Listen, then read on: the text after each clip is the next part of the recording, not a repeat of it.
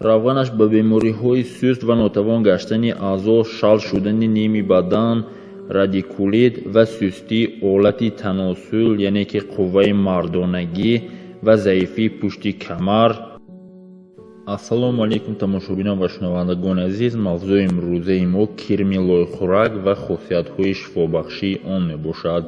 кирми лойхӯрак ба мову шумо маълум аст, дар баъзе минтақаҳо онро кирми боронӣ ҳам мегӯянд, ки он дар зери чимҳо дар зери заминҳои намнок зиндагӣ мекунад. хусусиятҳои шифобахшии он 2.5 граммашро соида яъне ки лат карда бо оби ангур биёшоманд пешобро меронад. бо обгӯшт яъне бо шӯрбои гӯшти бонахӯд ва лӯбиё пухта бихӯранд, пушти камарро хеле қавӣ мегардонад. дар равғани кунҷӣ ҷӯшонида бихӯранд, дарди гулӯ шадид ва сулфаи кӯҳнаро давои хеле хуб мебошад. агар инро бо равғани бодом якҷо куфта бихӯранд, даббаро ки шикам дарида рӯдаҳо сӯи хояҳо фаромада бошанд шифо мебахшад ва ҷои даридаи шикамро ба ҳам меоварад.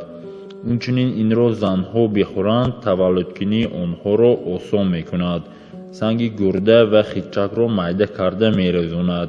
агар бо шароб бихӯранд, ранги баданро ки аз зардпарварӣ зард гашта бошад ҳамон соат ба ислоҳ меоварад. агар инро дар об ҷӯшонида бо равғани ғоз дар гӯшт чаконанд, дарди гӯштро таскин медиҳад. як миқдори кирми лойхӯракро ҷамъ намуда бар он намак бипошанд, оберо ки аз он ҷудо мешавад дар гӯшт чаконанд, дарди гӯштро таскин медиҳад. ин кирмро пачақ карда гузошта банданд ва рами забонро ҳалқро таҳлил медиҳад. рехта шудани назлҳоро манъ мекунад. кирми лойхӯраки зиндаро куфта ба асаби кандашуда гузошта банданд ва то 3 шабона рӯз накушоянд, онро пайваст ва сиҳат мегардонад. инчунин бардавом гузошта банданд ҷароҳатҳои асабониро шифо мебахшад. бо гирди сиёҳ хамир карда гузошта банданд, буғуми аз ҷои худ баромада беҷогаштаро ба ҷои аслиаш ва ба ҳоли аслиаш меоварад. барои ҷойҳои зарбхӯрда ва латхӯрда бибандад, ба онҳо шифо мебахшад. агар инро бо равғани мағзи зардолӯ сиришта ҳамин амалро ба ҷо оваранд, бавосирро шифо мебахшад. ин кирмро дар равғани зайтун пухта ва ё инро куфта бо зифт ва барги каду хамир карда бимоланд, барои калон кардани олати мардонагӣ давои бисёр пуртаъсир аст. кирми лойхӯракро ба шароб биошоманд, пешоби бандшударо равон мекунад. чун кирми лойхӯракро бо гамбузки саргингардон ва наботи зард бипазанду бимоланд, барои бавосир, хунравӣ ва кафидани мақъат махраҷгоҳ доруи бемисл мебошад. аз кирми лойхӯрак равған ҳам тайёр мекунанд. чӣ хел тайёр кардани онро мо баён хоҳем кард. кирми лойхӯракро ҳар қадар ки хоҳанд бигиранд, покиза бишӯянд. дар 2 баробари вазни кирмҳо равғани кунҷити тоза ё равғани зайтун андохта бо оташи мулоим яъне оташи паст биҷӯшонанд, то он ки кирмҳо сӯхта сиёҳ гарданд. баъд соф намуда равғанро ба кор баранд. агар маҳз дар равғани зайтун бипазанд, қувваташ муддатҳо нигоҳ дошта мешавад.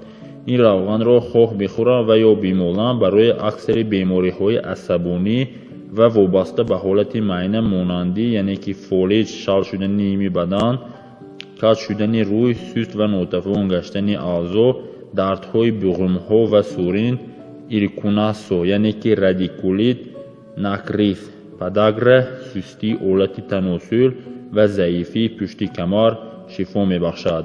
тоза кардани кирми лойхӯрак дар он аст ки ба ягон банка яъне ки кирми лойхӯракро ҷамъоварӣ карда, онро 1 шабонарӯз ё ки 2 шабонарӯз нигоҳ медорем. он хокҳое ки дар дохили кирми лойхӯрак мавҷуд аст, ҳамаи онҳо аз бадани он ҷудо мегардад.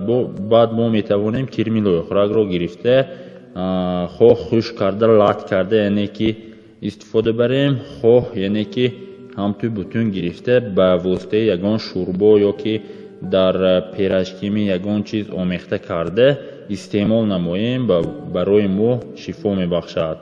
ва барои устухонҳое ки буғумҳое ки лат хӯрда ягон зарар диданд, барои онҳо, барои пайвастшавии онҳо хеле ҳам муфид мебошад, чунки дар таркиби کرمیلوی خوراک بسیار ماده هایی که به ارگانیسم انسان لازم هستند یعنی که کمک میکنند انه پیوستشوی انه همین استخوان های بغرون ها تیزتر شوند.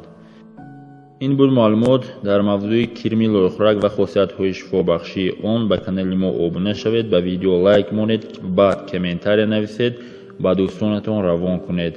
همیشه سلامت و بردوام و زنده باشید. خداوند نگهدارتان باشد.